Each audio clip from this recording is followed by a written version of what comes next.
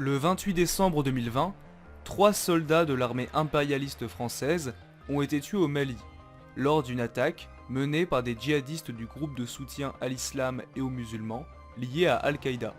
Le 2 janvier 2021, des djihadistes du même groupe ont à nouveau tué 2 soldats français. Le lendemain, une frappe militaire de l'armée française a tué au moins 22 personnes dans un village malien. Selon des associations de la région, ce ne sont pas des djihadistes qui ont été frappés, mais des civils qui assistaient à un mariage. Le 8 janvier 2021, 6 militaires français ont à nouveau été blessés lors de combats avec des djihadistes. Dans ce contexte, la présence de l'armée impérialiste française au Sahel fait de plus en plus débat. De nombreux politiciens bourgeois demandent un débat sur l'opération Barkhane. Bien souvent, l'argument principal avancé ne tient pas à la dénonciation de l'impérialisme et des civils tués par l'armée française, mais aux pertes militaires françaises. Tout cela nous amène à nous demander: que fait l'armée française au Sahel? Pour répondre à cette question, nous devons d'abord étudier brièvement l'histoire de la région, pour comprendre ce qui a amené au déclenchement de l'opération Barkhane. L'opération Barkhane se déroule sur le territoire de 5 États du Sahel: Mauritanie, Mali, Burkina Faso, Niger et Tchad. Tous ces États sont d'anciennes colonies de l'État français, ayant obtenu leur indépendance la même année, en 1960.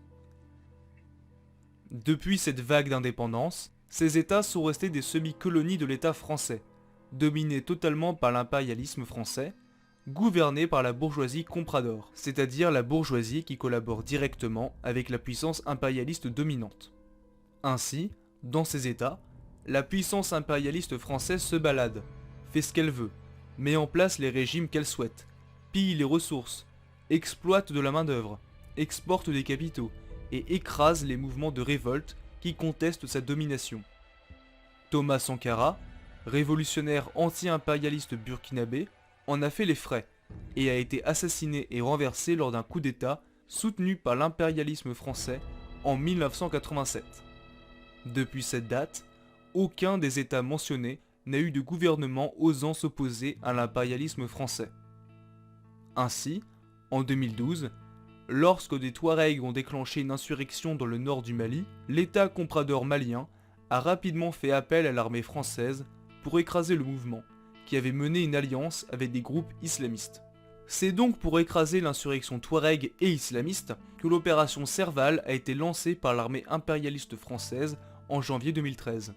Depuis, l'opération Serval a pris fin, après avoir réussi à empêcher la prise de Bamako par les Touaregs et islamistes.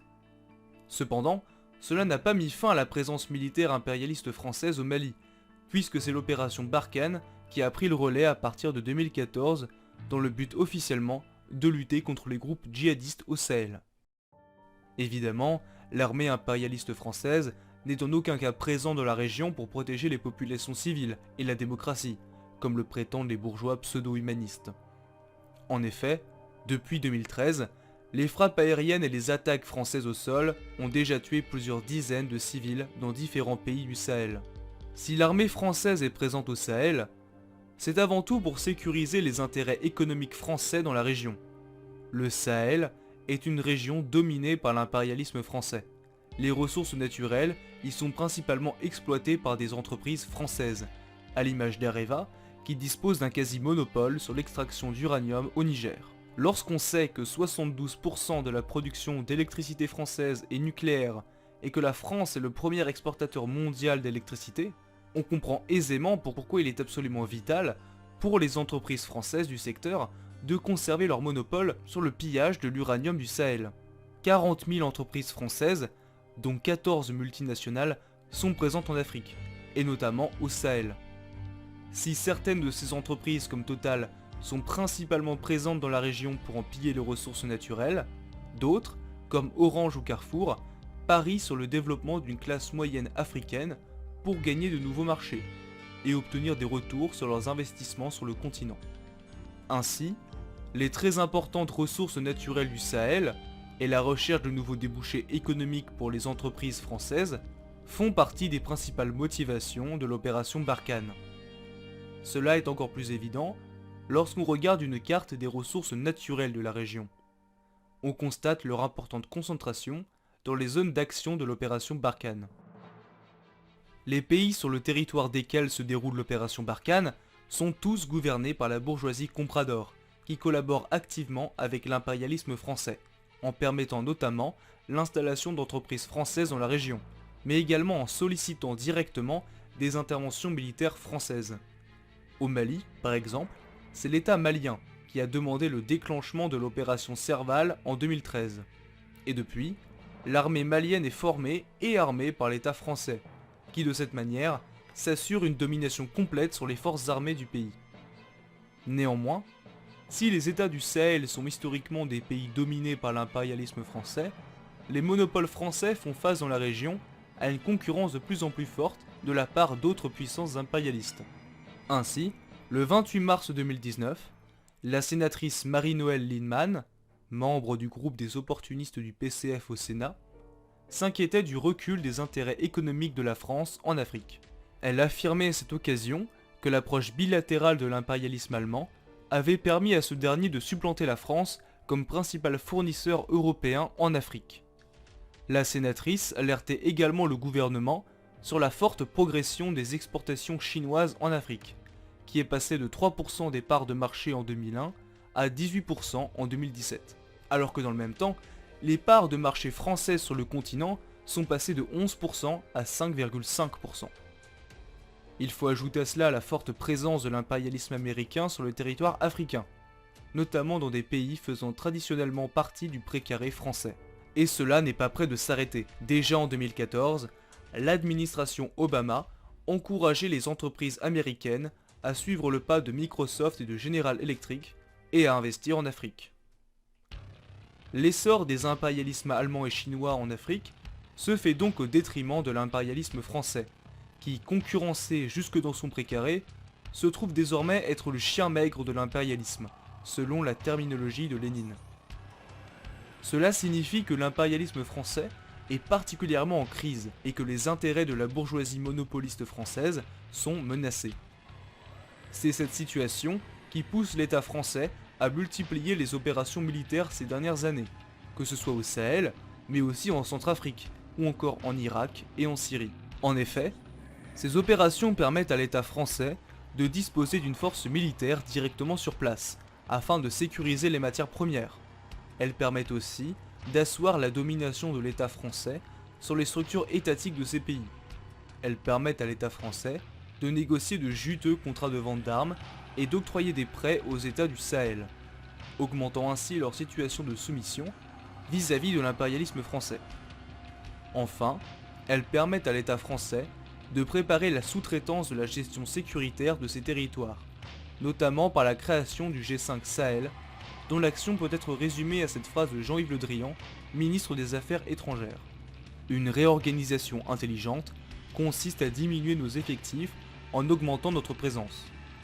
Nous voyons donc ici la tendance à la guerre du système capitaliste impérialiste, qui au travers de la concurrence entre les différentes puissances impérialistes, exacerbe les tensions et crée les conditions de conflit militaire pour la maîtrise des marchés et matières premières, comme nous avons pu le voir à de très nombreuses reprises au cours de l'histoire. L'opération Barkhane ne se fait donc en aucun cas pour défendre le peuple malien face au terrorisme. Celui-ci n'est qu'un prétexte, et les djihadistes sont en ce sens les idiots utiles de l'impérialisme. En France, différentes positions erronées se font entendre sur le sujet. Du côté des bourgeois pseudo-humanistes de gauche, on entend régulièrement que les peuples africains ont besoin des interventions militaires françaises pour développer la démocratie et lutter contre le terrorisme. Du côté des bourgeois de droite, le caractère économique de l'opération est plus assumé, puisque ces derniers n'hésitent pas à affirmer que l'intervention est nécessaire au regard des intérêts de la France, qui ne sont en réalité que les intérêts économiques de la bourgeoisie monopoliste française. Enfin, à l'extrême droite, on entend régulièrement dire que l'armée française devrait se retirer, non pas au nom des droits des peuples du Sahel de vivre débarrassés de l'occupation impérialiste française, mais au nom de la protection de nos soldats qui n'ont pas à mourir pour protéger des Africains.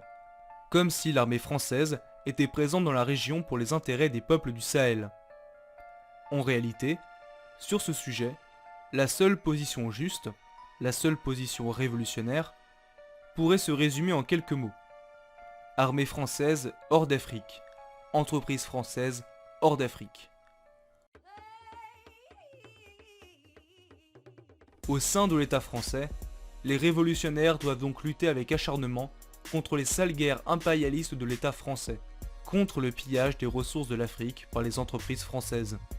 Les révolutionnaires doivent dénoncer les plans des impérialistes, exposer clairement les contradictions et les mensonges de l'impérialisme, et enfin, se tenir aux côtés des peuples du Sahel, et notamment de leur diaspora en France, dans la lutte pour le retrait de l'armée française de tous les territoires d'Afrique. Par ailleurs, les révolutionnaires doivent également dénoncer les discours opportunistes, prétendument de gauche, qui défendent les intérêts des impérialistes chinois en Afrique.